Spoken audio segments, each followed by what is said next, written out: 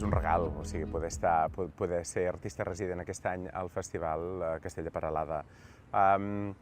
L'Oriol, sí, de fet ja portem uns anys col·laborant i jo he fet un parell de concerts sol i per l'Oriol tenia sentit, i per mi també, poder desenvolupar alguna cosa més que no només un concert meu sol, diguem-ne, no? Una cosa que ja he fet algunes vegades. I llavors sempre teníem la idea d'agafar una òpera barroca i de fer-la en versió concert, no? I evidentment els títols que sempre anaven passant, doncs és un títol que anaven sortint recurrentment a la llista, era un títol com Rinaldo, i com t'he dit, per mi és un regal, perquè és una oportunitat de poder desplegar una sèrie de colors meus que no només són el de solista, diguem-ne, no? Com a cantant, sinó també poder portar el que jo faig i barrejar una mica quin és el meu background com a actor, no? I poder fer aquest segon espectacle, que és el Bis, que farem el dia 12 d'agost a l'hotel, no?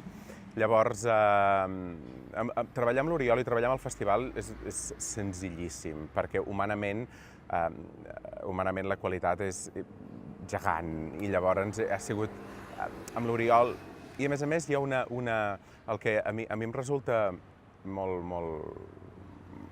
on em sento jo molt còmode, l'Oriol té les coses molt clares, per un cantó, però també escolta molt el que tu li pots oferir, i llavors ella ho acaba modelant per la línia, perquè tingui coherent amb el festival, no? I això fa que hi hagi un diàleg que sempre és molt obert i és molt dinàmic, i sempre arribes a llocs que tu tampoc esperaves, però a la vegada són molt... A mi em fa molta il·lusió, no? O sigui, coses que per mi també són un challenge artísticament parlant.